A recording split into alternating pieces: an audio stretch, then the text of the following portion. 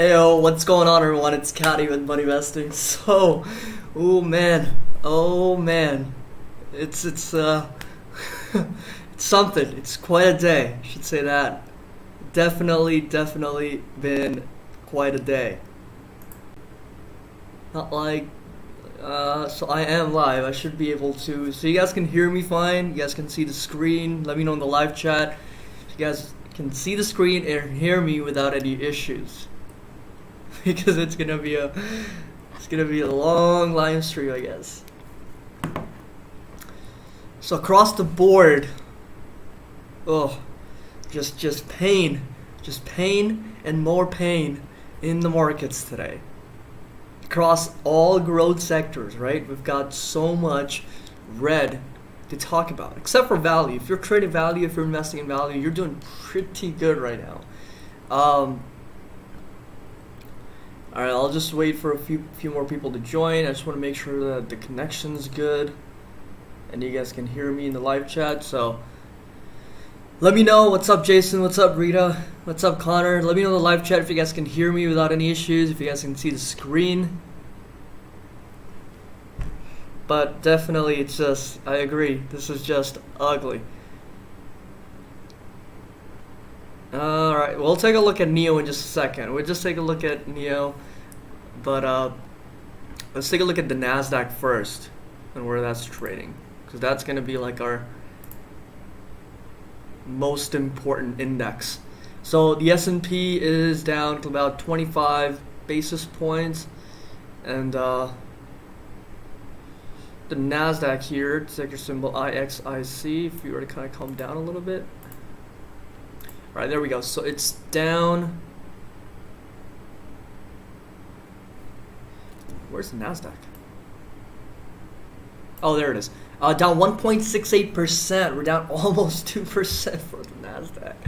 Oh boy. And the S&P 500, only down about 30 basis points. I mean, just absolutely brutal. Like Amazon, struggling, down over 2%. I mean, it's just crazy to think that just a few days ago, this thing was all the way as high as 3,665, like almost 3,700 on earnings, and we're just seeing a lot of selling pressure from institutions, short interest going up for a lot of companies, and it's just brutal. I mean, you're just seeing selling across the board. When it comes to tech, we've got Twitter, Twitter down over 3%, we've got PayPal, it's down over 3% here. Nvidia is down almost 3%, down to 575, so it's hovering around our support level here. We got Corsair Gaming that's down over 4% on great earnings. Fubo TV, so actually let me pull up the earnings calendar for this week that we broke down. Here videos. So this is the earnings that are coming up, and this is gonna be more like a retail week, so to speak, because there's a lot of companies that are on the list that are like some really big retail names. So we've got companies like Palantir, right? That's gonna be a really big one that I will personally be watching. That I know that a lot of people are going to be watching that stock very closely. So we got Palantir on the list, and then we got Fubo TV that's going to be reporting on Tuesday, so tomorrow after the markets close. We've got Unity Software, we've got Lemonade, we've got Upstart on Tuesday, but today we had Workhorse. Let's take a look at where Workhorse is trading. So that's going to be ticker symbol WKHS. So Workhorse, oof, down over 11. Oh my god, over 11%. Jeez. Let's take a look at some of those EV stocks to begin with, and where we're trading with those. Oh man, it's just right across the board. Workhorse down over 11. Blink Charging's down over 6%. We got Hyliion down over 5. We got Li Auto down almost 5%. Lordstown Motors down over 4.88%. I mean, these stocks, Workhorse is coming all the way from $43 to just about $8.50. We got Lordstown Motors that's coming down from like $31, almost $32 to just about $7.60. So, all right, Marcus asks, is this the time really to sell all of the growth stocks? I mean, it feels like the dot-com bubble, we probably won't see these stocks go up again, to be honest. Marcus, that's a great question, and in my strong opinion, it's the exact opposite, believe it or not, and it can be very contradicting, but in my opinion, this is in fact to be buying some of those growth stocks because they are down over 20-25%, right? We've seen value sector really kick off, like energy financials continue to do well. Like if you were to take a look at this chart and let's go over to 1 year or let's go over to year to date, right? You look at energy financials, they're the ones that are really pushing this rally higher. So we got, of course, Bitcoin, Ethereum is going to be all the way at the top here. That's going to be the pink line, up over 90% combined. Ethereum, by the way, hitting records over $4,000. That's really, really amazing. But then what are the next two sectors? We got energy and we've got financials, up over 31% and 42%. But then when you look at the QQQ, that's going to be the NASDAQ ETF, we're down, or we're up in the green, but only by 6%. And then some of those, we've got some of those small cap companies that are down 25%. By the way, I did a video on it a couple days ago, going over 15 different retail stocks, kind of like those small cap high growth stocks that you're more than welcome to watch. But then look at Neo, Tesla, XPeng, BYD, ChargePoint. Those are all down 19% combined. So there's a lot of weakness in growth, and when you look at that, you really have to understand, well, what are going to be some high conviction picks, stocks that I really want to get in on over the long term, that I want to invest. That again, you've done your research, you've done your due diligence, and you believe in those companies. You have a high conviction, because that's what comes in handy in times like these, right? We've got tech and growth continuing to kind of sell off. All right, let's listen on this very quickly. He did say he bought his mother Dogecoin for Mother's Day, but other than that, not that much. Was he funny? Do you think he was funny or not funny? I watched some of it. I thought... he was surprisingly okay, would be my read. So I thought that they did a really good job producing around him. So there were a lot of great sketches where they kind of used his awkwardness to benefit. Yeah. Like the one where it was like the first cocktail party after quarantine, everyone's super weird. I thought that worked really well. But parts of the opening monologue made me just want to go, oh God, stop, no, go away. Which is what you want on a Sunday morning. But people took, it was, as you say, this is not normally a financial event, Saturday Night Live. Yeah. But as you say, the crypto crew were definitely up and watching. People were there's a great Business Week story on this, talking about people setting up taco bars, basically kind of having dedicated screens watching this. Of course, there are drinking games. Obviously. Every time he says Doge, you got a drink. And actually, surprisingly, I'm not... All right, they're just talking about everything but the markets. But all right, let's take a look at some of those live chats. So CPI report is also coming out. Jason, thanks for reminding me. We've got that on Wednesday.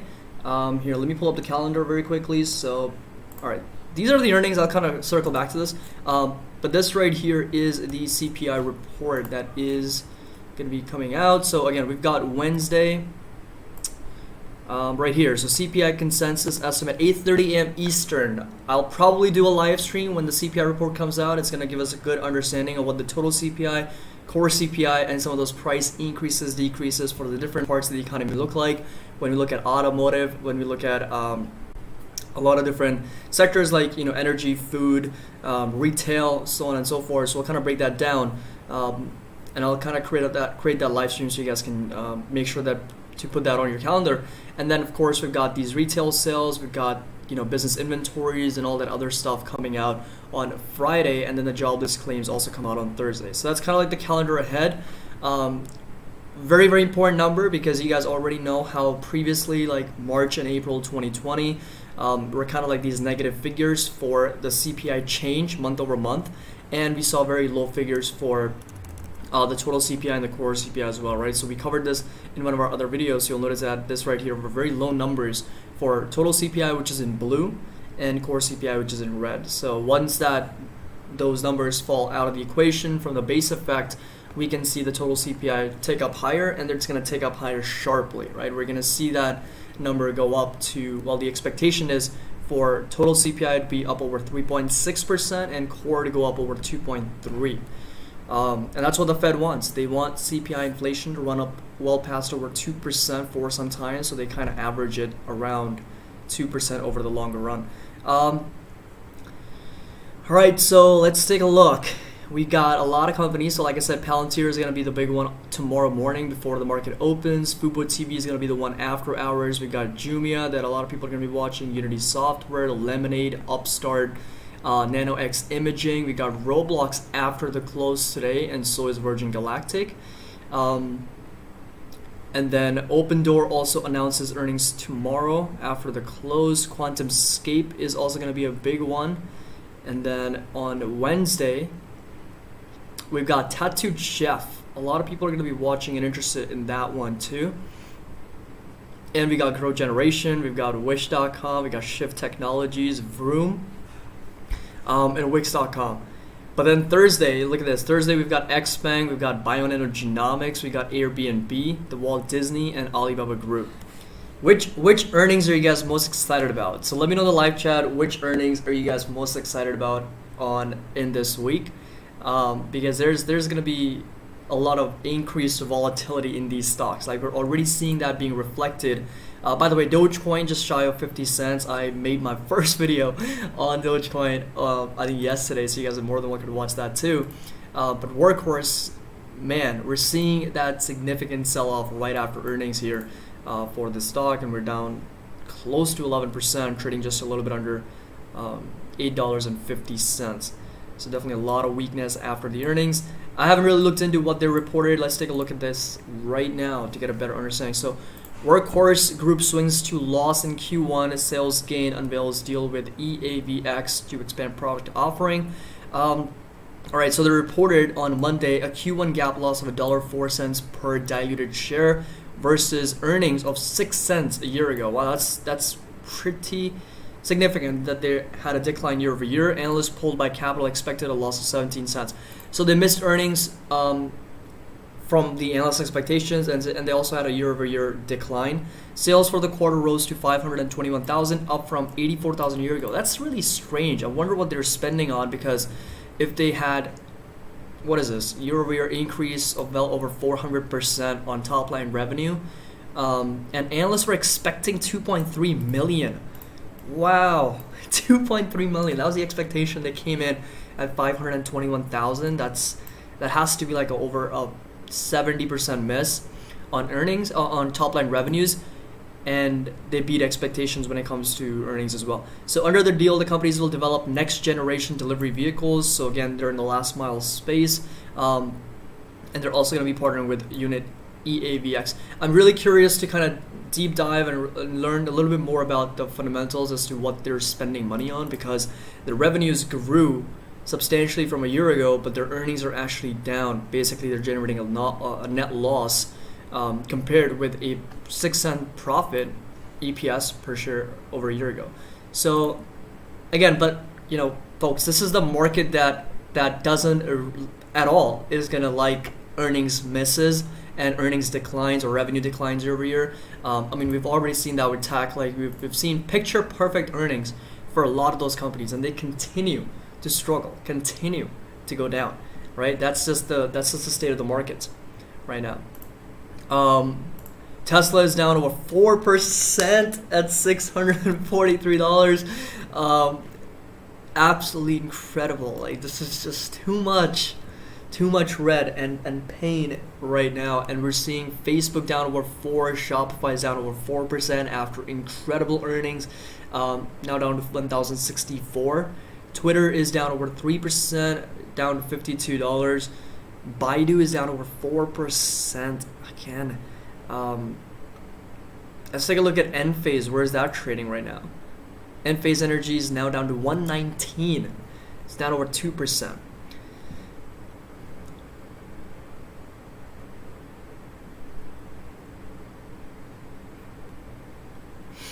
All right, Tesla dropping hard. Interesting phenomenon. Many growth stocks have earnings, but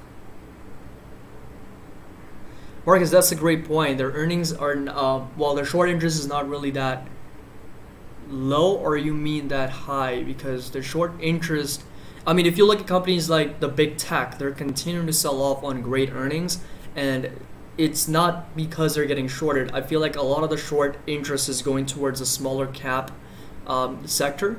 When you look at the big tech, big cap sector, they are still relatively decent when it comes to short interest, right? So they're not as bad as some of the other small cap stocks. Like Microvision, like MBIS had short interest as high as like 25, even as high as 30%.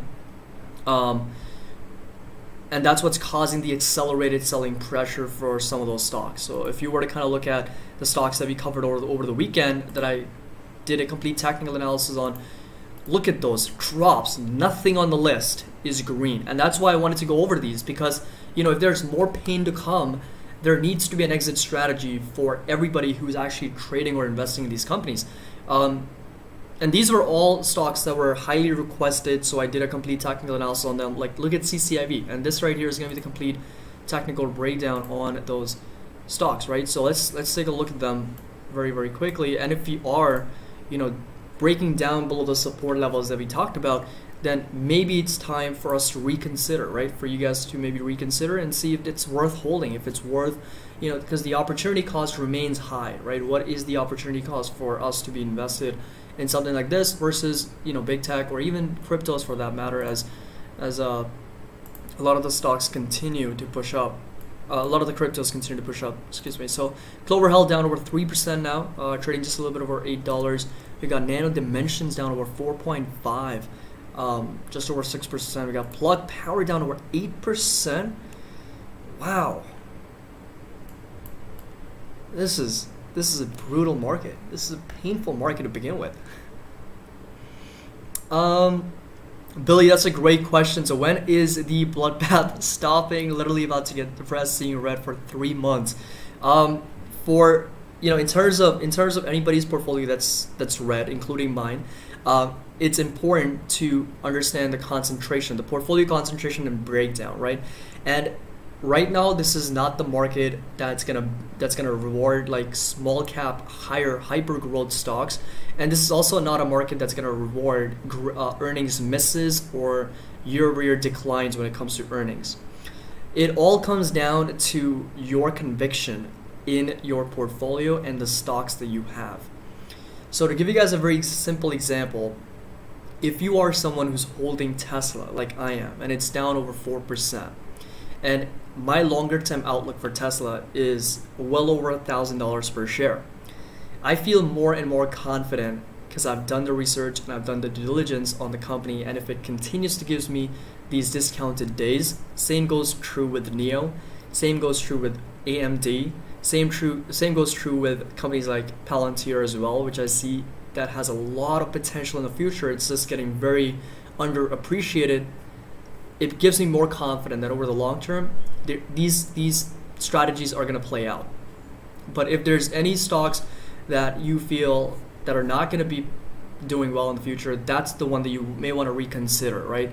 And we could be in this for some time, unfortunately, because when we looked at the S&P 500 and the NASDAQ a couple of days ago when we broke it down, so let me actually go ahead and bring that up. So this is going to be the main chart, or this is going to be the main chart here.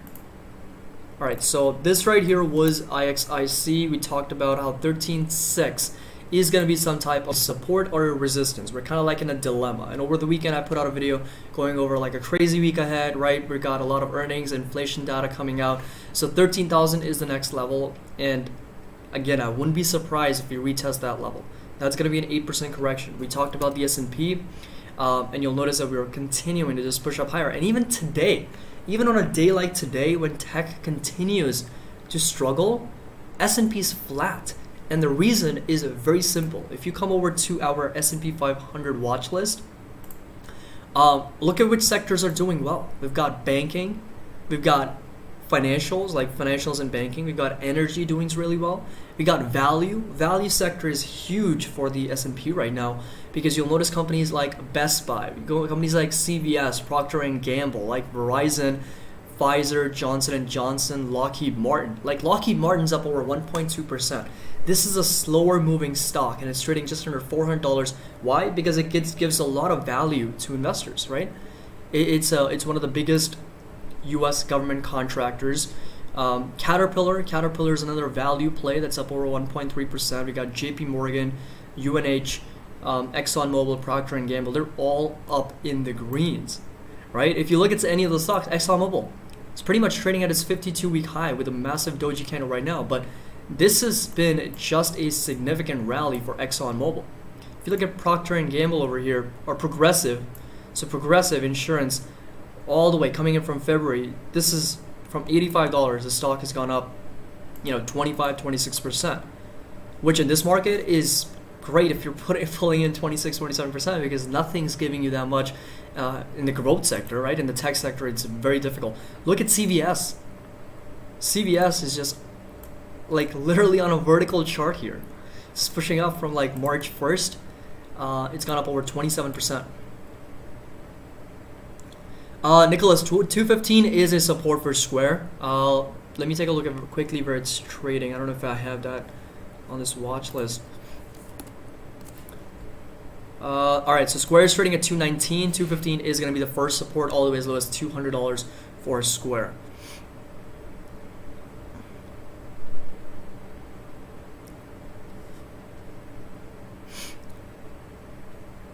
Best Buy, unbelievable. I'm not sure if they report oh my god, 4%. Let's take a look at some of those headlines. Alright, so Best Buy Co. Inc. says CEO Kerry Beer's 2021 total compensation was $12 million versus $11.4 million. Announced that Mike Mohan will be stepping down as company's president and COO effective July 1st. So those are both pieces of news that came out on May 6th and April 30th. Best Buy piloting a new membership program. Was there any news on Best Buy that actually came out? So for $199 per year or $179 per year, Best Buy credit card holders, membership also includes access to concierge services, the retailer said. All right, but nonetheless, I mean, this has been, wow, a huge rally to like 4.5% is nothing small. It's pretty significant. But yeah, I mean, this right here is the S&P 500 breakdown, right? That's why we're seeing the S&P stay flat on the day, down about 8 basis points, versus the NASDAQ, which is on a complete tilt, like down almost 2%.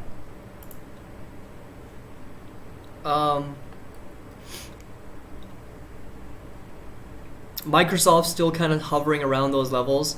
245 is going to be the support there. We got Salesforce is down over 1%. Continues on this downtrending channel. So we saw this huge run up all the way to as a 239, and this right here was the complete technical breakdown. We continue to kind of trade inside this downtrending channel for Salesforce, and you'll notice, back and forth, boom, boom, boom, boom, boom, and we're just like lower highs, lower lows. And next support actually is going to be over here at close to $203, $204 for Salesforce. It's going to be aligned with this sort of horizontal support here. But AMD, look at AMD, down over 3%. Now just trading shy of $77. The next stronger support is going to be $74 for this company. And again, it's about underlying business, which continues to do really well for Advanced Micro Devices, right? This is a stock, this is a company that is not being appreciated, in my opinion. It just keeps getting beat down.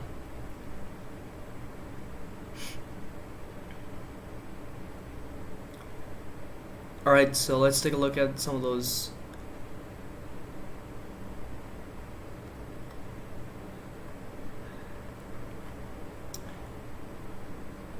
Billy, I'm using the daily chart right now for most stocks that I'm looking at, to get a better understanding of like the daily trend, like looking at the historical charts going back as far as a couple of months. Costco seems to be going up, somebody says. But Shopify almost down to $1,000, breaking down below $1,070. That was kind of like the support that we talked about. Facebook now down over 4%. And some of those big tech, it's no surprise, right? For Google, if Google is down 2.7, Facebook is down, Nvidia is down. Like they had already ran up quite a bit, right? Facebook was literally at all-time highs, as high as $331. Look at the RSI, look at the MACD, very, very overbought. Same thing goes true for Google. We talked about it during our daily market update and how it was getting a little bit on the overbought side.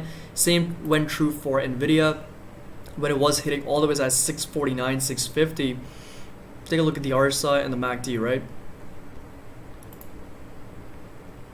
PayPal, we already talked about in one of our other videos. It's forming some type of a symmetrical triangle. At the same time, there's going to be some strong support at close to 225 levels for PayPal. But Tesla, oh boy, Tesla and Square, man, those ARK ETFs aren't doing so well today. Like, take a look at this. Absolute bloodbath. ARKW is down over 4.7%. Their flagship ETF, ARKK, is down 4.6%, hitting new lows, literally new lows from a few months ago. And from our all-time highs, the ARK ETF is down about 34, almost 35%. Year to date, we're down a little bit over 15.74%. This is as real as it gets in stock picking. When S&P is up year to date over 13% and a flagship ETF is down over 15.7%, it doesn't mean that the picks are wrong. It means that they're wrong in the current market environment. Because of the lack of visibility that we have, there's just so much uncertainty when it comes to inflation, when it comes to taxes, when it comes to interest rates. There's just too many things that investors don't know. And they're more comfortable investing in companies that are generating cash flows, that are generating profit today, versus companies that are betting on the future. That's plain and simple. You look at companies like Palantir, how much is it down today? Probably 7-8%, 6%, trading under $18. The next support that we talked about was 1775, right? 1750, 1775, kind of like those levels. This right here is the complete technical breakdown. And you'll notice that we basically broke down a key support level. $21, we've talked about it on the channel time and time again. We were just like hovering over 21. The demand just kept coming in. We had Ark Invest, a lot of bids sitting right under 21. Every time we saw that pullback, we saw Ark Invest literally buying millions of shares to add to their portfolios. And once that demand got absorbed, because there was too much selling pressure coming in, we just saw a complete flush all the way down. And this right here are the lower lows. Unfortunately, again, this is looking at the chart in a more objective way, and what is potentially going to happen with this stock is that we may see 1775 print. We'll kind of see that level act as a support. We'll see that stabilize a little bit because the RSI and the MACD are just on complete sell-off here. The RSI is now trading below 30 at close to 27 levels. So I fully expect the stock to kind of stabilize a little bit. And the short interest is not even that high for this stock. On April 15th was kind of like the last check that I had for Palantir in terms of the short interest. And I think it was a little bit over, I want to say like 7 or 8%. But I'll get a new updated number from Wall Street Journal like as soon as for the last like 2 weeks. And we'll kind of see if the short interest has gone up, if actually companies or institutions or hedge funds are shorting the stock. But regardless, like there's been a bearish outlook on the street for the stock, right? Estimates low as $17 or $15 a share, like that's the price target. I think there are more sells ratings and more hold ratings than buy ratings on the stock. So there's just weakness, right? There's just weakness on the stock. And they've got earnings reporting tomorrow, so I'll listen on those and see what the company did, how well the company did with all those contracts that they won. But nonetheless, I mean, this is a market that is not pricing in future growth. Is not comfortable pricing in future growth, and because there's just too much uncertainty, right? There's just too many risks in the markets right now, and that's plain and simple. And all right, extra money will be pulled out. Sellers causing stocks to be overvalued to be taken away in your value.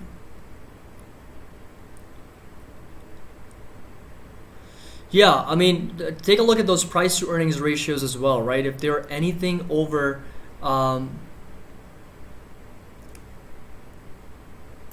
AMC is 40% borrow fee. Yeah, that could be true, but I'm not sure if the short interest is even high or not. But again, price to earnings, companies like, let's take a look at Snowflake, because the last time I checked, it was trading as, so it's down a little bit over 4.7%, and we did some fundamental analysis on this as well on our private live stream, which if you guys want to get access to that, the Patreon link is going to be down in the description below. And we looked at some of those price of sales ratios. It was trading as over 100 price of sales, and those are pretty high numbers, right? If you want to look at the basic valuations, PE ratios, price to sales, price to earnings, growth. We've got enterprise value over sales. We've got enterprise value over EBITDA. Like, those are some basic metrics for us to consider to get a better understanding of what the market's thinking in terms of those valuations. And if they look really, really high, like, I still to this date have not really taken a position in Shopify and Square because I really want to, but I haven't yet, because in my opinion, they still continue to be a little bit rich. And when they were pushing higher, you know, Shopify even tested as high as like 1,200 again, and Square was all the way as high as 245, you know, just a few days ago. On April 14, like, we had tested as 278. But that was, in my opinion, again, a little bit rich in terms of valuations, right? When you look at those price to earnings, price to sales ratios, I'm more comfortable in simply just waiting on some of those stocks that have already gone away, but then if they were to kind of retreat to more reasonable levels. Other stocks, you know, you have to, again, do an analysis on your own if you're comfortable paying that premium, if you're comfortable adding more, if you're comfortable just waiting this out to see if they do actually pull back. But again, growth stocks, this is not the market right now. And it's probably not going to be until we get some more clarity and visibility for what the interest rate, taxes, and inflation situation looks like. So many people hit their stop losses right now. That could also be the reason why we're seeing some accelerated selling. That's a great point, Matt. I didn't even think about that. So you're right. I mean, there could be some accelerated selling because of stop losses getting hit. We also learned about the overhead supply, right? If you guys remember it correctly, what did we talk about in terms of overhead supply, right? What's happening with that phenomenon, right? Human psychology when it comes to investing. What is that overhead supply issue that we're talking about when we're in a downtrending market, right? When a lot of these stocks that are just trending down, they're selling off. What did we talk about in terms of overhead supply? Let me know in the live chat. I would love to hear what you guys have to say. So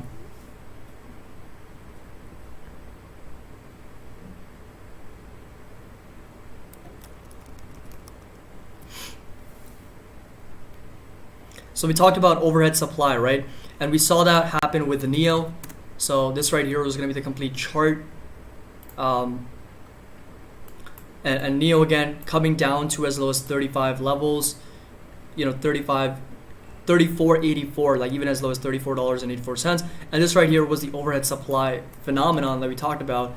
And what was that all about?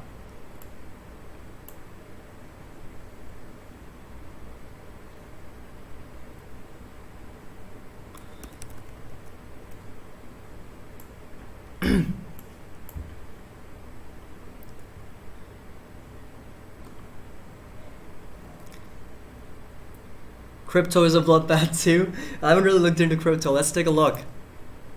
So we've got Dogecoin. It's down just about 3%, but we're still trading about 51 cents here.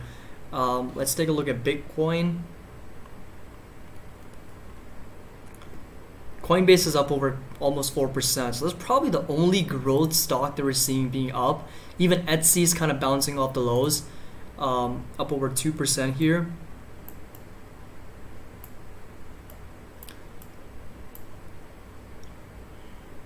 And then we've got companies, pretty much all of them are just value plays here. But what I do want to talk about is just a quick overhead supply issue is that, you know, when these stocks are coming down substantially, right? NEO, for example, probably down about, I want to say 40% from the highs. And then a lot of stocks, right? A lot of those companies that are down continue to kind of sell off.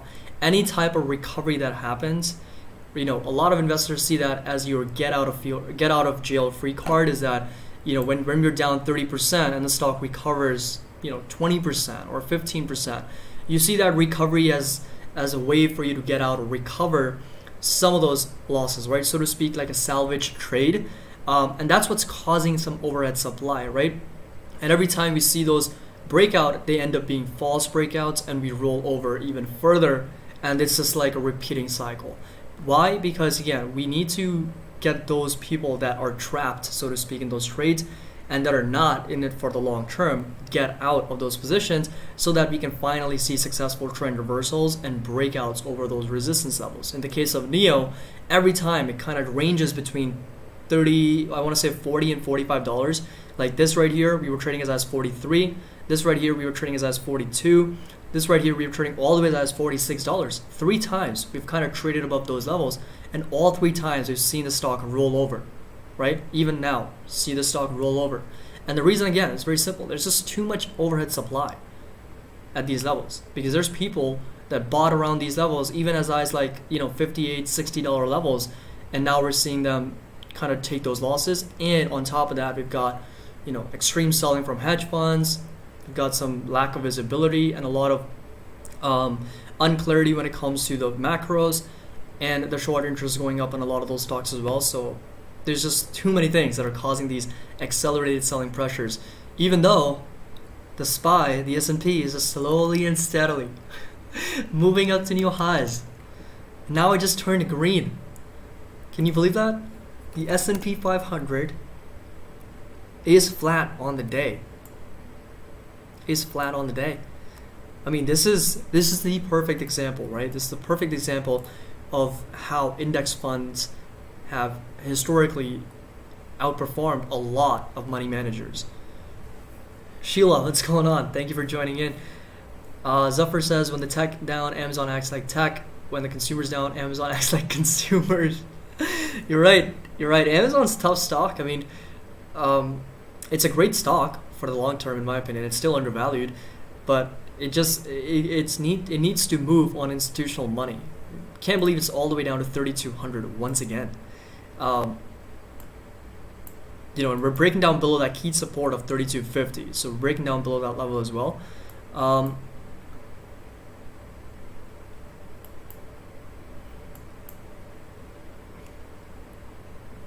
I mean, the next support for this stock, unfortunately, if you do close below 3,250 levels, and if you don't see like a rebound or any type of consolidation before the end of the day, is going to be much, much lower. I'll cover that in our daily market update for as well.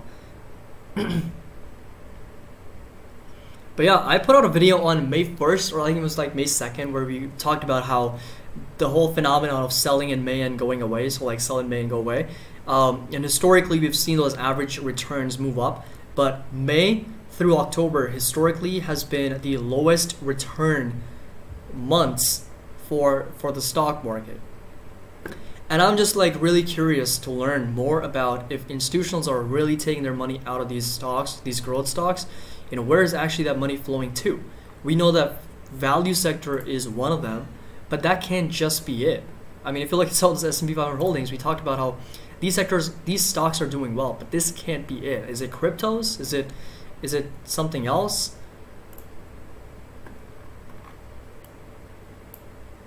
All right, let's take a look at some cryptos here very quickly. So Bitcoin, we talked about how 59,000 is going to be the resistance, right? We talked about that level over the weekend that I put out a video on.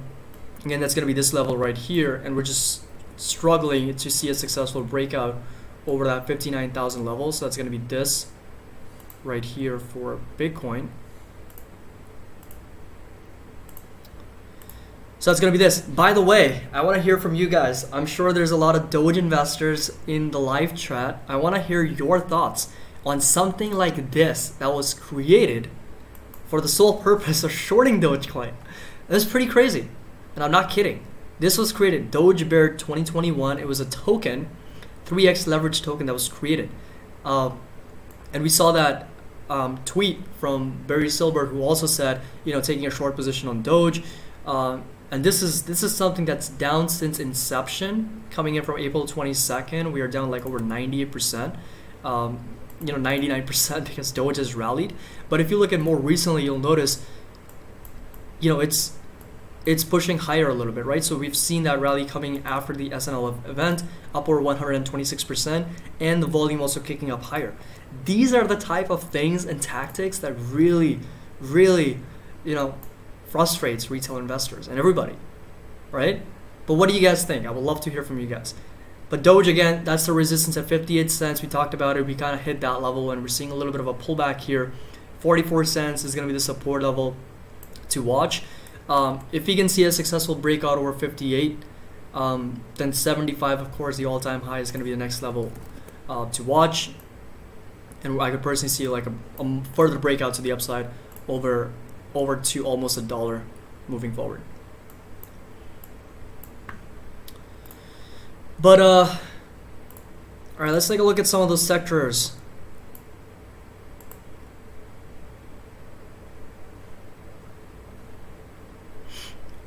So, all right. ARKK getting shorted, all holdings dropping. Yeah, I mean, it's not doing so well.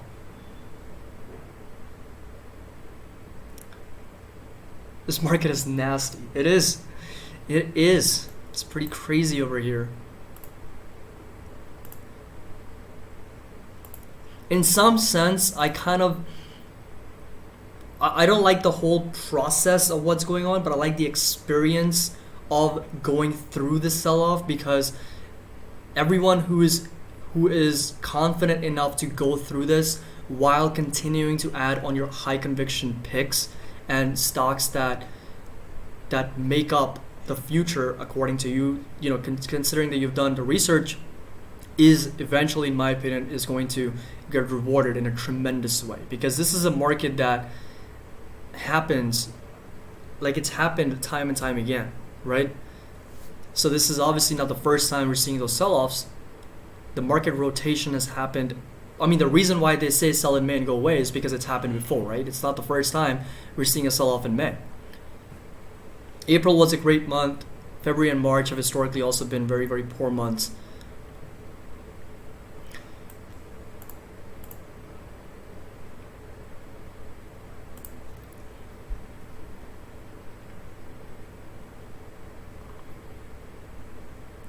So VIX is just shy of 18 here, but we are seeing a little bit of a spike for the volatility on the S&P 500. It's up over 5.69%. And we got, all right, Wayfair is up over 2.5%. We got AT&T that's up over 2%. Etsy again bouncing off the lows. Bank of America continuing to push higher. Like, look at that uptrend for Bank of America, right? And this is coming in. Let's take a look at the weeklies here.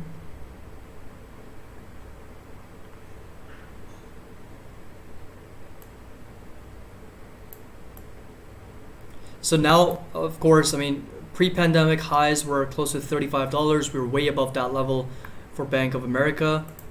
Nordstrom, just up a little bit of 1.5%. Pfizer's up over 1.5%.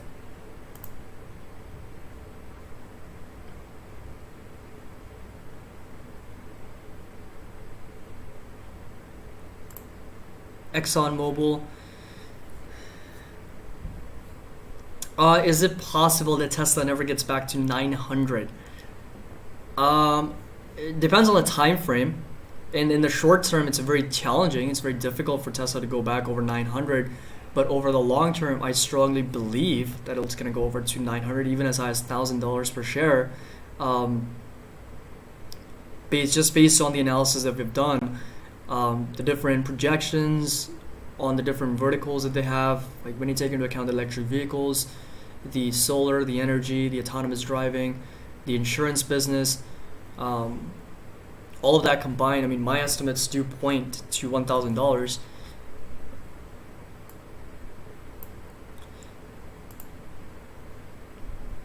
And we also covered Ark Invest, Cathie Woods, and she mentioned what she mentioned over the weekend. There was a video posted about 30-minute long, and then she talked about how the whole idea that energy and financials are pushing higher, and the fact that they're the leaders in the S&P 500 makes her even more confident that they're the most vulnerable to change and to creative destruction. And this is a market that's not rewarding Ark Invest philosophies and strategies at all. With the amount of red that we've seen and the amount of outflows that we've also seen for Ark Invest, goes to suggest that, and these ETFs are not new ETFs. I mean, they've been around for some time. They were just discovered or recognized in 2020, but Cathie Woods has been in the business for a long time, and she talks about how in 2014, 2018, like some of those references to those years where tech continued to underperform, mostly for tech and growth, you'll see a lot of consolidation sideways. You'll see like a lot of underperformance, and then you'll see like a few years that it just like go right to the moon, like vertically up, and outperforms the S&P, the Nasdaq, and a lot of those sectors, or the other value sectors, and it kind of makes up for all the underperformance in the previous years. Whereas some of those value and cyclical plays, you'll see like more steady and kind of like a consistent uptrend given the right market environment, right? So if it's a booming economy, if its interest rates are, relatively higher, those are kind of like the sectors like healthcare, industrials, materials, utilities not so much, but financials, like those are companies that are gonna do well in that environment. But when it comes to a lot of quantitative easing, a lot of liquidity, a lot of cheap money going around, like it's easier for tech companies to borrow at a lower cost and kind of reinvest back into the business. That's a lot of capital that's driving future earnings. And when that stops, and that's what is potentially going to stop, because we've seen a lot of that over the last few years, I should say, like interest rates have been low for a long time. What did not do? But yeah, I mean, we'll see. This is a game that can be won in the short term, lost in the long term, lost in the short term, won in the long term. So it's all about time horizon. It's all about time frames, right? It's all about time frames here. If you look at some of the people that have made a lot of money on Dogecoin, 27,000%, 20,000%, you can do a pretty simple comparison compared with that versus how much Warren Buffett's made over his 30 or 40 year career, beating the S&P 500 over 20%, almost 20% returns every single year. And you can make an argument, well, Warren Buffett is underperforming that investor, but it's all about time frame. It's all about perspective on the markets, and it's almost impossible for us to compare apples to apples in any given time because none of the variables are the same. When you look back a year from now, the market's going to be in a whole different world. We're going to be different interest rate environment, different inflation rate environment, different taxes. So it's almost impossible to compare, the performances. AMD got destroyed. It did. AMD just getting destroyed. It's just getting beat hard. Look at that drop, over 3%. $74 is going to be the support though. 74 is going to be the level of demand. We've kind of validated that level. And, after we broke down below the moving averages, it's no surprise that we're seeing more selling come in. But that's the support. Inside that green rectangle. If you see a breakdown below this level, imagine what's going to happen to the stock. I mean, this is a support coming in from like July. Like this is July, August, September, October, November, December. So 6 plus 4, 10, almost an 11-month low that AMD would be hitting here at 74. If you see a breakdown for advanced micro devices, oh man, that is gonna be brutal.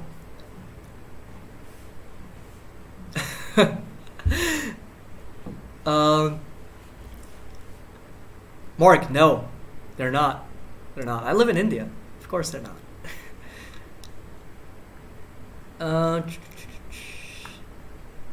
Palantir and Neo. Yeah, I mean, Neo is down. Let's take a look. So Neo is down 3%. Very aligned with the entire market in a lot of the stocks. 34.84, like kind of like the $35 level that we saw get print a little bit. And that's just a lot of weakness. That's just a lot of weakness.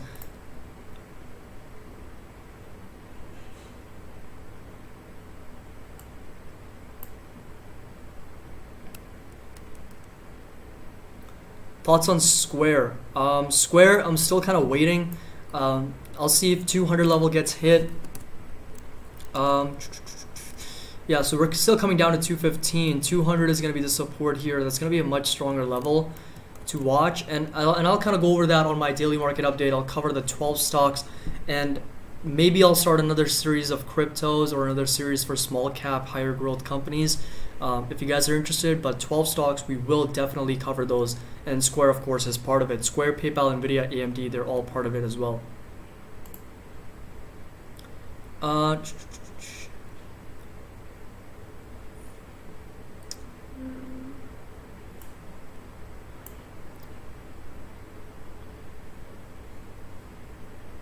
right, let's take a look at, let's listen in on this very quickly. You get a huge metal rally. All the countries want a piece of that action, which hurts supply growth. What's the best pure play that maybe hasn't moved as much? In the copper space, I mean, they've all moved a lot. I think people are starting to go a bit more. Investors are starting to go a bit more down market cap. I think that brings up a very good point. You see with Chile, for instance, you know, if these new taxes go through, I mean, it completely changes the basis for this investment. We actually think at the moment that you're much better off as an investor in some of these iron ore names, partly because they're not pricing anywhere near to where the current environment is. And if this environment stays with the way the shape of the forward curve is, you know, there could be some very strong returns to the equities, as well as what are just unbelievable free cash yields. Vale, for instance, at the moment is trading at a 45% free cash yield in 2022 on our spot numbers. If we can persist these prices, I mean, that's unbelievable for a company that's got 50-year asset base. Great stuff, Tyler. Really interesting analysis. Tyler Broder, head of EU Metals and Mining Research at Up. All right, so what stocks are we looking at, everyone? What stocks are we going to be watching? So already covered tech and growth here, and they're not doing so pretty. Fiverr is down over 7%. Oof. Unity's down over 7. You got Plug Power that's down. Snapchat, let's take a look. ASCII, thank you so much. I appreciate it.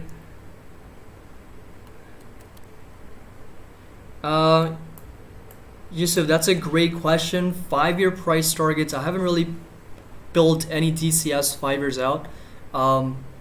Actually, for Tesla, the time horizon for Tesla, it's kind of strange because the autonomous and robo-taxis is like when they actually do realize that, that kind of changes a lot of the estimates and inputs in terms of the top line revenues.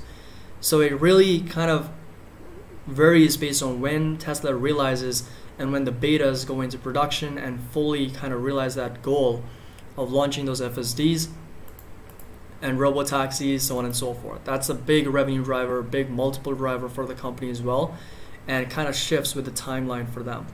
All right, PayPal. We covered the earnings for PayPal in another video.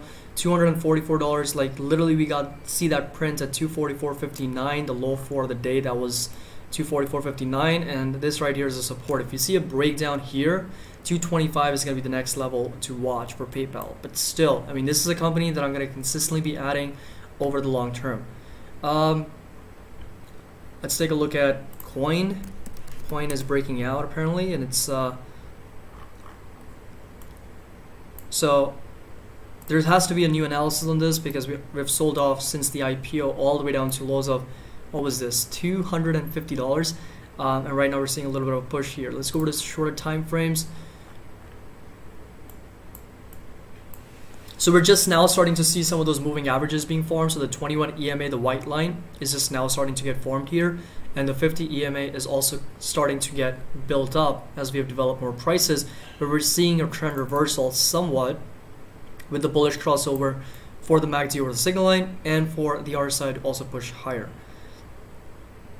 And then you'll notice that, of course, the 21 EMA, we're seeing a little bit of a breakout here. So the next resistance, actually the level to watch today, is going to be a successful breakout over the low for this candle, which is going to be 277.60. Again, that right there is going to be the level that I would prefer Coin to actually break out over, because you'll just notice that was a support here. You know, we got validated as support here and a resistance. And then we'll watch about $289, $290. I've also got the earnings coming up, so that's going to be pretty important for the company as well. All right, Coinbase Global lets US users buy cryptocurrencies through PayPal account.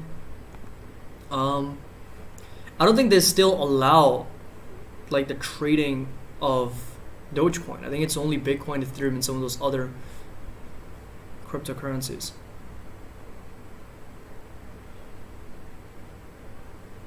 All right, so let's take a look at some of those other stocks. All right, let's take a look at Starbucks. I haven't checked out this stock in a really long time, but we're seeing a little bit of a downtrend here for Starbucks too. 115. So this right here got validated as a support. It's going to be like at roughly $112. And we're seeing a lot of lower highs being put in by Starbucks as well. So that right there is going to be the kind of like the descending triangle, so to speak, that we're seeing. But let me take a look if there's another ascending support here. Not really. So yeah, so that right there is going to be the level at close to $112 as a support to watch for Starbucks. So if you do see like any persistent weakness, continue of the sell-off kind of filling on this channel, that's when you want to see a breakout over that level. And if you see a breakdown for below 112, that's going to raise some questions from a technical standpoint for this company as well. Virgin Galactic is reporting their earnings today. So right today after close, let's take a look at ticker symbol SPCE very quickly. So it's down over 5%. Unfortunately, it has been down for quite some time.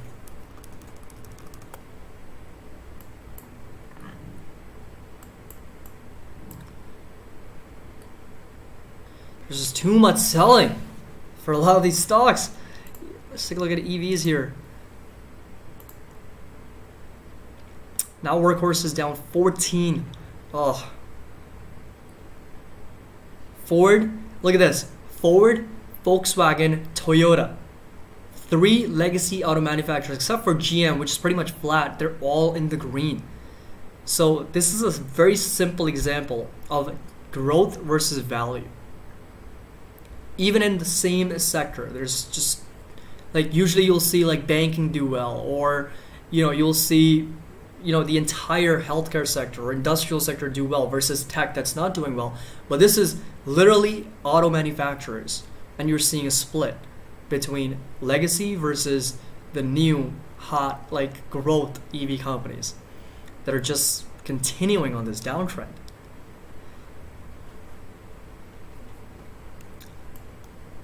Luis, I'll cover DraftKings in a more dedicated video because it's approaching a really strong support at close to $44. DraftKings, despite reporting some really strong earnings, has continued to sell off. So that's definitely on my radar for a more longer term position. So I'll cover that stock in a more dedicated video for sure because it's just been, where is it? So it's down a little bit over 4.6%, trading at 46. 44 is kind of like a very strong support for DraftKings. So I'll do a video on those.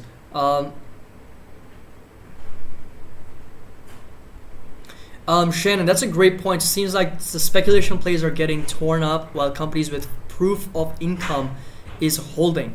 I'm not sure if I fully agree with that statement, only because there's a lot of big tech companies that, if in the entire market, if I'm betting my money on proof of income or cash flows, it's tech companies, because those companies are literally cash cows when it comes to generating revenue and generating profitability. Like, these are some of those profitable companies, and we're talking about companies like Apple, we're talking companies like Netflix, we're talking companies like Amazon, Microsoft, and Google, and they're all down anywhere between 1 to 2 to 3%. Nvidia down over 2.45%.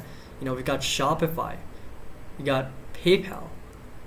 So I think it's just about a valuation. It's just about future earnings growth, and the market is just pricing in value plays, which I strongly believe that this is not the future, in my opinion. We are not going to see Caterpillar outperform Amazon for the rest of our lives, and that's just how I feel. We're seeing this temporary rotation away because of the lack of visibility that we have the rest of 2021.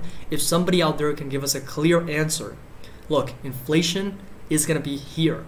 Taxes are going to look like this. Interest rates, and Jerome Powell, like, he's done his best to provide as much clarity because the market is always speculating, right?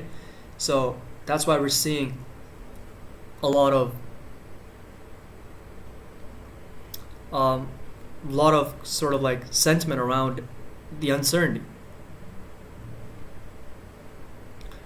Find us juicy deals.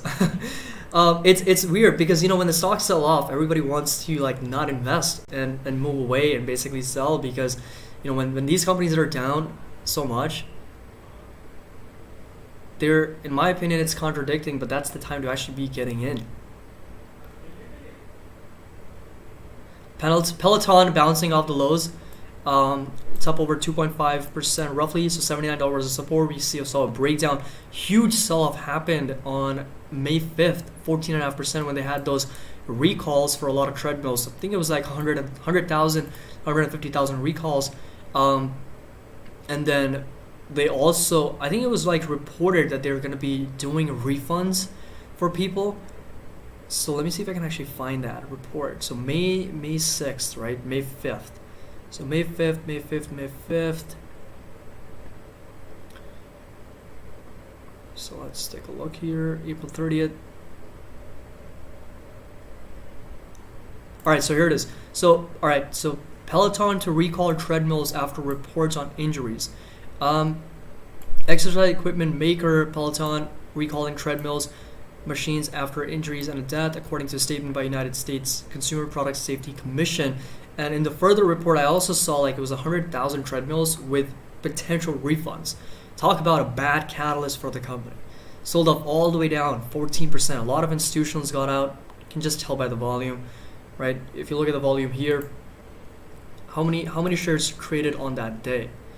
So we had over 85 million shares traded for this company, when the average volume is at 25 million, so almost 3 times the average 10-day volume traded here. So I'm assuming a lot of institutions got out just based on that news.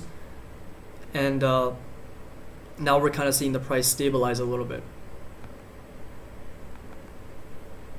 Of course, the RSI and the MACD are no surprise, very, very oversold.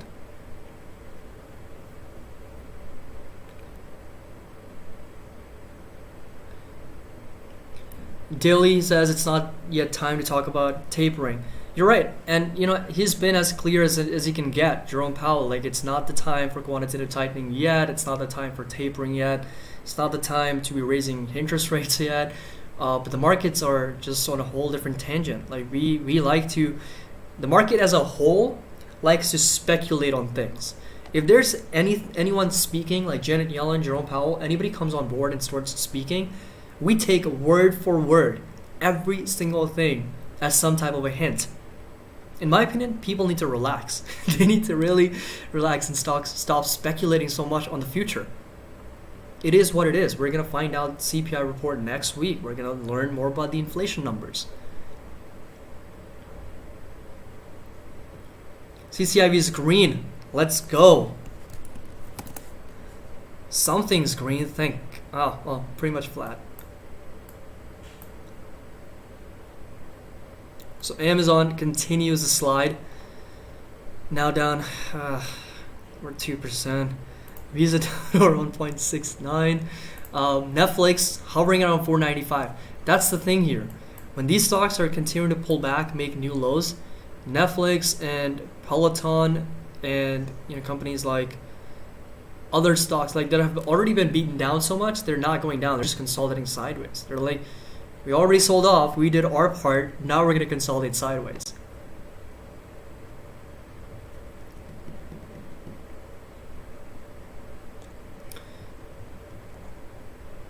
I actually believe you're going to underperform the inflation estimates.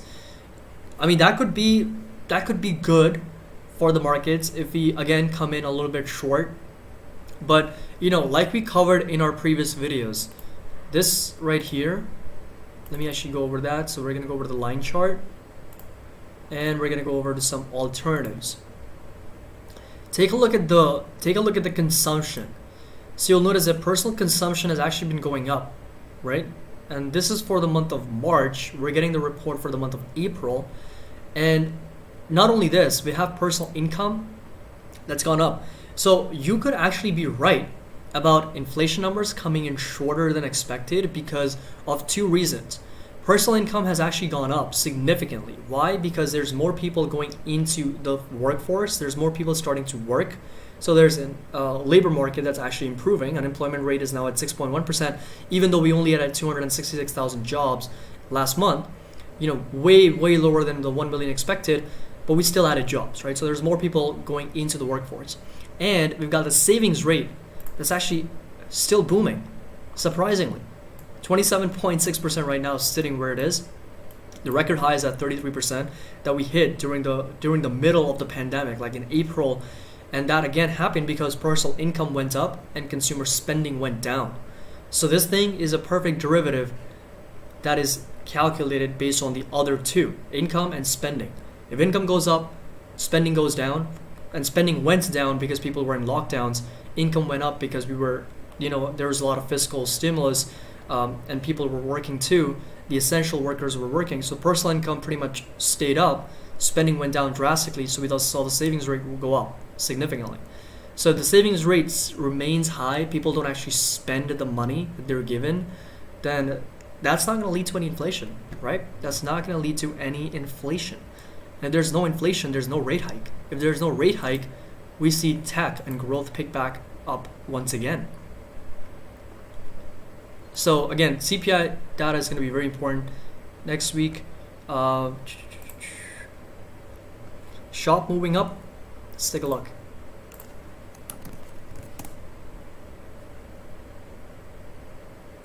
So a little bit, 1070 is going to be the support here. Let's see if we can actually close above that level.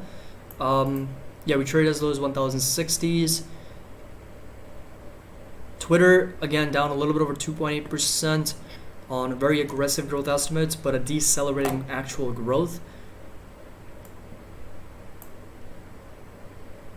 All right, so let's take a look at this.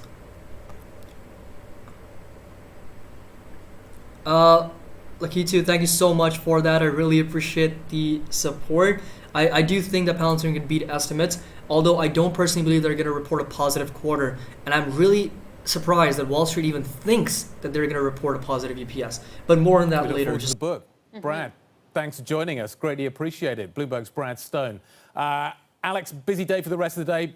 In a few minutes' time, UK Prime Minister Boris Johnson holding a press conference at 10 Downing Street. The acceleration of the unwind of the restrictions here in the UK, really the subject of that one. The bond market, a big focus as well. Bond auctions going to be a theme throughout this week, Alex. Yeah, we get the 10s, the 30s. We've got a lot going on. On Wednesday, we also get the US CPI data, and President Biden's going to host his first meeting since taking office with the House and Senate leaders at the White House. And the inflation conversation continues. Thursday, you get U.S. PPI and some earnings tucked in there as well. And then do you see rising prices denting retail sales at all? Like I said earlier, when I went to Zara on Friday, it's like right on the corner of where the office is, like around.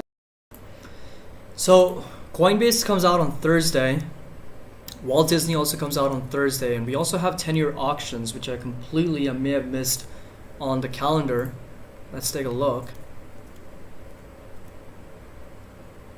So, all right, let's take a look here. So we got the 10-year auction over here. So 10-year note auction, that's also going to be happening on Wednesday, May 12th. And they also mentioned 30-year auctions. So that's Friday. That's Wednesday.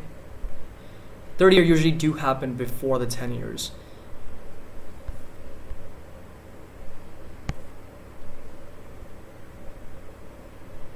So 3-year is going to be over here, so that's happening on Tuesday, May 11th. And the 10-year, that's the most important one to begin with, 10-year note auctions, because the demand for U.S. Treasuries really determine where the yields go. All right, so 20-year bond announcement was over here. All right, so here it is. 30-year bond auction is on Thursday, May 13th. So jobless claims also come out on Thursday, and then we also got the 30-year bond auction, and 10-year is going to be on Wednesday, along with the CPI report. So Wednesday is going to be a pretty crazy day to begin with. And then retail sales, import-export prices, business inventories, consumer sentiment, all that comes out on Friday. Thursday, we got Coinbase and Walt Disney coming out with earnings. But the U.S. 10-year yield is currently trading at 1.57. They've kind of stabilized right after. Like literally, this could not be as clear because the SLR, which is a supplementary leverage ratio, expired at the end of March. And right at those levels, like March 30th was the peak for the yields, 1.774%. So we saw a lot of banks kind of unwind some of those U.S. 10-year treasuries and getting that off their balance sheet, which is why we're seeing kind of like the rates stabilize now, and they're not going, higher.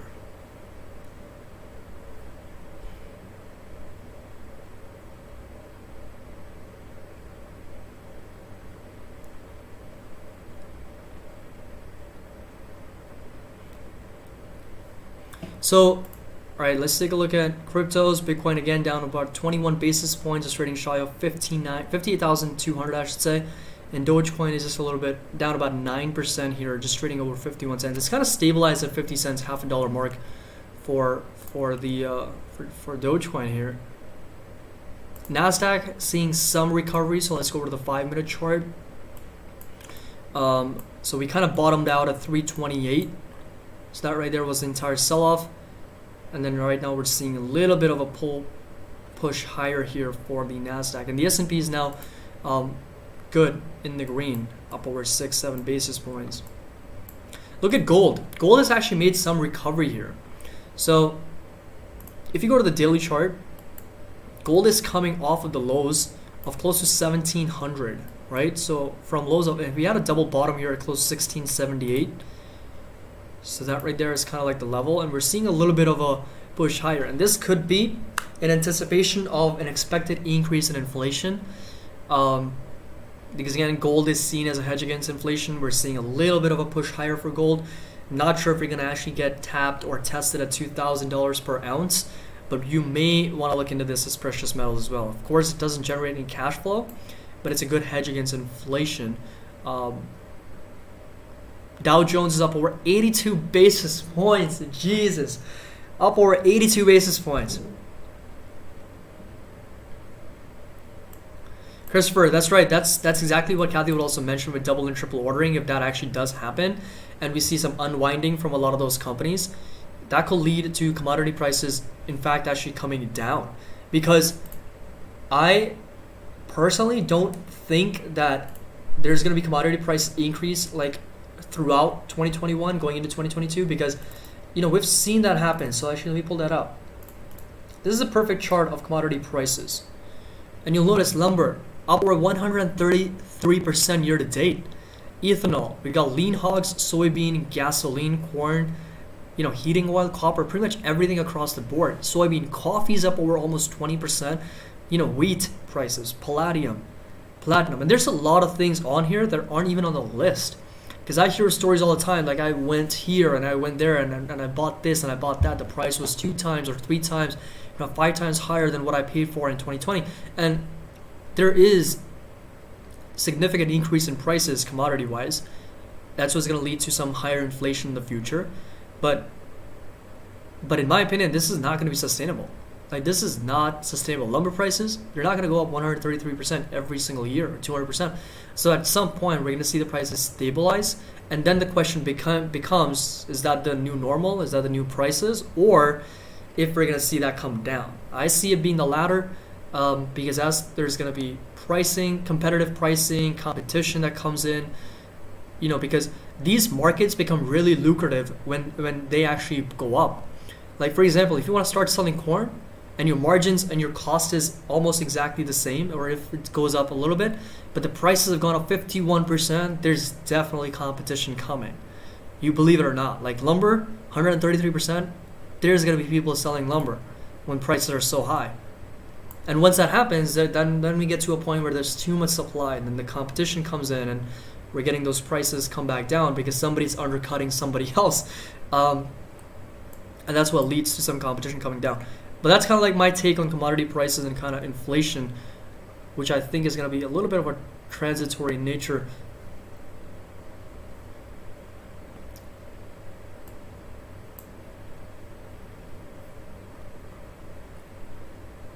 All right, let's take a look at Tesla here.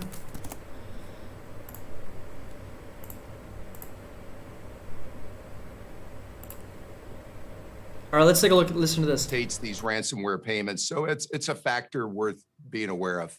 Okay, so let's come back to the jobs numbers from Friday. A lot of people were very disappointed. As you know, the survey was sort of 1 million. Some surveys were up as high as 2 million, came in at 266,000. I guess the question on all of our minds is why? Where was the problem? Why was it so short? What is keeping people from coming back to work? Because there seems to be demand for them. Yeah, so this is a contrast to the Great Recession, where we had a very slow recovery because of sluggish demand. Households weren't spending. In the current situation, we've got substantial demand. Households are spending. But what we're seeing from our contacts across the board is supply issues. And my team, to their credit, had warned me for the 2 weeks leading up to this report that there was a meaningful chance it could be disappointing because we were seeing, our estimate is something like 2 million 55-year-old and above workers have either retired on schedule or accelerated their retirement. Got 1.5 million working mothers that are home with their kids, lack of childcare, school reopening is an issue. And yeah, we are hearing broadly, employers are trying to hire, but they're struggling to compete with unemployment benefits. And then the last thing we're hearing from goods companies is they're cutting back production runs because they lack inputs. And they've even done some temporary layoffs, they've been telling us. And we saw all that but they're going to be temporary because they lack the ability to have full production runs. So we saw all that in this jobs report. And to what extent did you see specific issues in your region, in Texas and northern Louisiana and New Mexico? We saw all these issues, I can tell you, across the board. And, we do extensive outreach here, and we've redoubled it since the pandemic. Not only talking to businesses, but I talk a lot to community leaders, heads of Head Start across our district, and they've been the ones warning us. Skill training pipelines have been reduced. They can't get people to take money to enter skills training. They're seeing many workers who are taking unemployment. They're reluctant to enter full-time jobs. They may be doing day work as a replacement, which allows them to continue to collect unemployment. And again, we're seeing elevated high school dropouts. And you notice in this jobs report, one group that had an increase in their employment was 16 to 19-year-olds. And normally you'd say that might be good, but a number of them were a little alarmed by our high school drop. So really what they're talking about there is the jobs report and why it was much lower than expected, because there's definitely demand for jobs because companies need to hire people. But there's a few multitude of different reasons. Some of them are because the schools aren't opened yet. So there's a lot of parents that need to stay home with their kids, which is why they're not going back into the workforce. And employers also need to kind of fight with the unemployment packages, which is also what Kathy would kind of mentioned, is that if you pay people to stay at home, they're going to stay at home. Or if you pay people to not work, they're not going to work. And once that expires, maybe we see that get bumped and lift sharply in terms of the amount of people that are going back into the workforce. Right now, we're seeing a lot of mismatching in terms of the actual responsibilities that companies need to hire for versus the actual employee. That's kind of the qualifications that they're bringing to the table. And then on top of that, we're seeing like temporary workers go down because they're getting turned into permanent workers, right? So if companies are hiring temps to do certain jobs, at the end of the contract, they're basically hiring them as permanent workers and giving out lucrative, attractive packages, so to speak.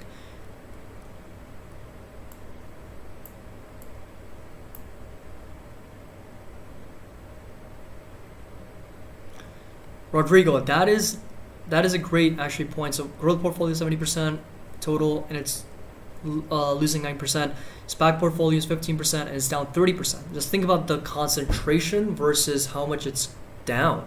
That's what's surprising. And dividend portfolio is 15%, it's up 20%. So congratulations on that.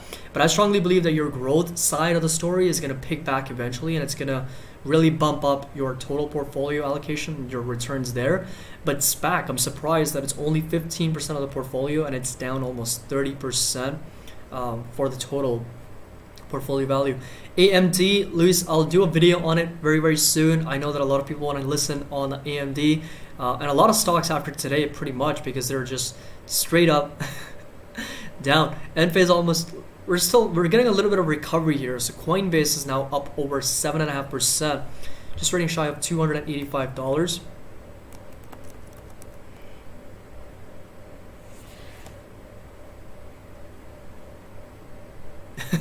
William, that's a great point. I couldn't agree more. Panicking during times like these is not good. It doesn't do any good.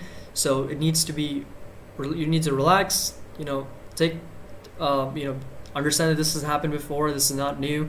The markets will turn red. They will turn green as well. then it's a time for you to really understand your high conviction picks, consolidate, reassess, reevaluate your portfolio, and understand, which stocks are worth the time and effort that you're putting into a lot of research into. Harold, I look at both GAAP and non-GAAP earnings. Of course, GAAP ones are a little bit adjusted earnings, but I mostly look at both. Put a little bit more emphasis on non-GAAP earnings as well.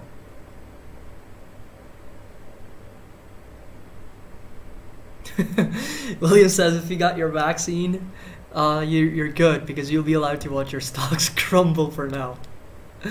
That's pretty funny. Fiverr is also down close to, I want to say 7% or close to 5.5%. But Coinbase, we were literally talking about $277, like this level, previous support, kind of like a resistance, that it needs to close above 277. And just a few minutes later, this thing rallied all the way to highs of 286. Right? All the way up here. Like, there's so much volume kind of kicking in for Coinbase. I wonder if they actually announced something or if the valuation became really, really attracting for Coinbase. Let me see if there's anything on there. Coinbase news.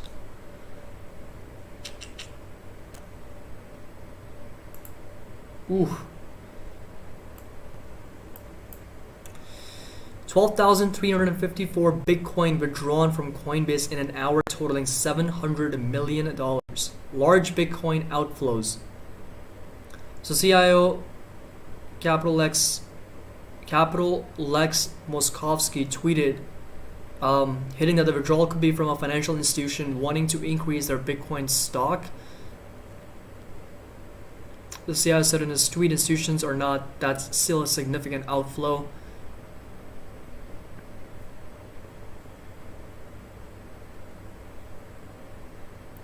That's the thing that happens with a lot of, like, Coinbase. We talked about it. We've done a fundamental analysis on stock as well. And really what it drills down to is how can they leverage their user base into other services? Because again, Bitcoin transaction fees and the revenues that they charge, like the small fees that they charge, is very attractive in this market, which is why we're seeing a lot of brokerages and a lot of financial institutions born out of this, crypto market that are allowing people to have access to their digital wallets, create keys, and basically buy and sell Bitcoin or other cryptocurrencies for that matter. But large financial institutions have begun offering Bitcoin custody services to their clients. American multinational investment bank Morgan Stanley began offering Bitcoin custody to clients. Goldman Sachs also recently announced that clients would be able to invest in Bitcoin.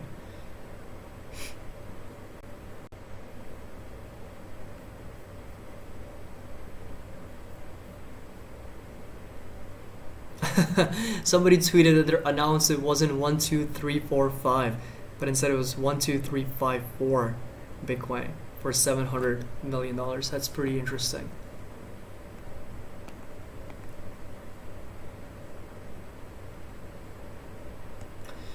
This could also be like a pre-anticipatory run. We've got the earnings coming up, so this could also be like, prior to the earnings, we see the huge run up, and then, of course, depending on what they announce. Ethereum is at 4,200. That is incredible. Up over 6%, almost at 40. Oh, wow. Look at the print. Ferdine, thank you so much for mentioning that. Look at that print at $4,200. Right on the money. Wow. Just wow.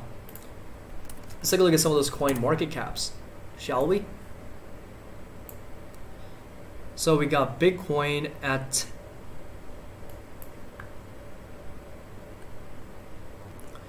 so we got Bitcoin at just under 1.1 trillion here, just trading shy of 58,300. We got Ethereum now just at 4185 at 484 billion. So just almost about a half of, not so much half, yeah, just almost a half of Bitcoin. And then Dogecoin is at 65 billion. But over the last 7 days, you'll notice that they are pretty, Shiba, 1,500, 77%.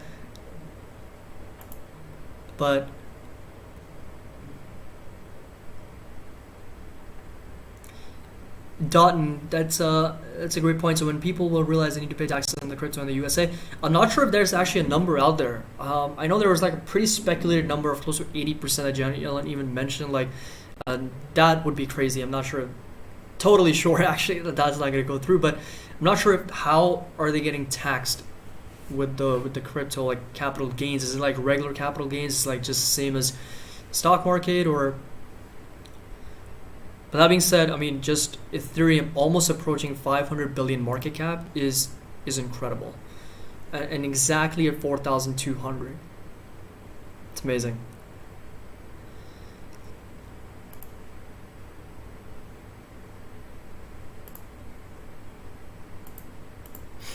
Let's take a look at some of those world indices, shall we? So India, Nifty and Sensex, they're down. They're up actually 80 basis points, 60 basis points today. But they have come down substantially, like because of the pandemic getting worse. So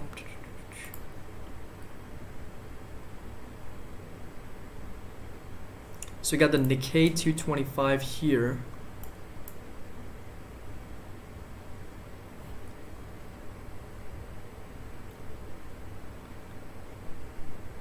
Shiba rally was probably due to a mistaken identity.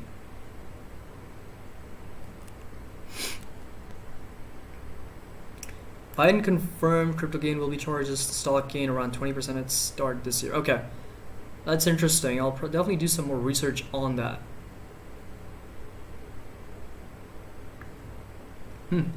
That's interesting. Oh, all right.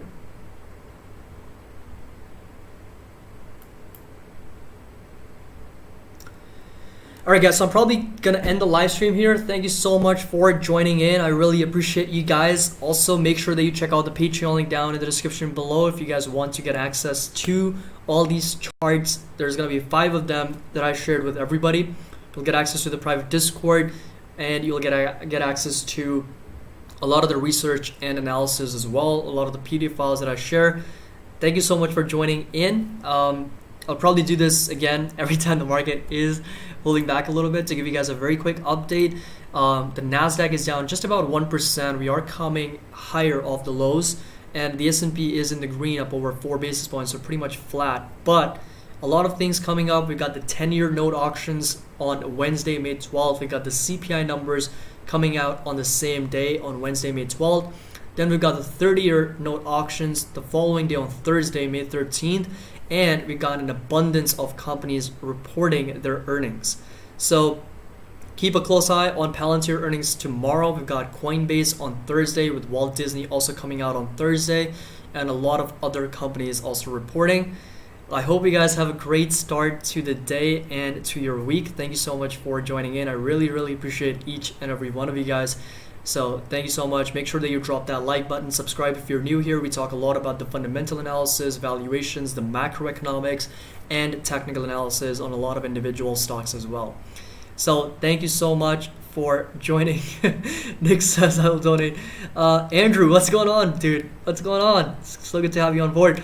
Maybe I'll stay for like 5 more minutes, because now that Andrew's joined and a lot of people are already on this stream, we'll just kind of sit here and chat about the markets, because we are coming down a lot. But I think we're seeing near bottom for tech, Rita says. I would love that if that's actually true. I would love it. That's true, because the pain has just been really, really real. Palantir breaks support. Yeah, the Palantir support was at 21. We're seeing a breakdown below 21 levels. Where is it? So Palantir, it's down about 4.7, so it's trading at 1880. But we're getting a little bit of a bounce higher from these lower lows. That right there was the complete technical breakdown. 1775 is still going to be the level to watch moving forward. But again, if you do see some type of recovery, it needs to break out over those moving averages, right? We've got the $23, $24 level all the way as high as 27. The earnings tomorrow are going to be very, very interesting. We could go into some consolidation here for Palantir, you know, like we could see some sideways trading for the stock for some time. But But again, it's going to be interesting what their future guidance look like, right? Because there's a lot of contracts. There's a lot of contracts that they've actually won.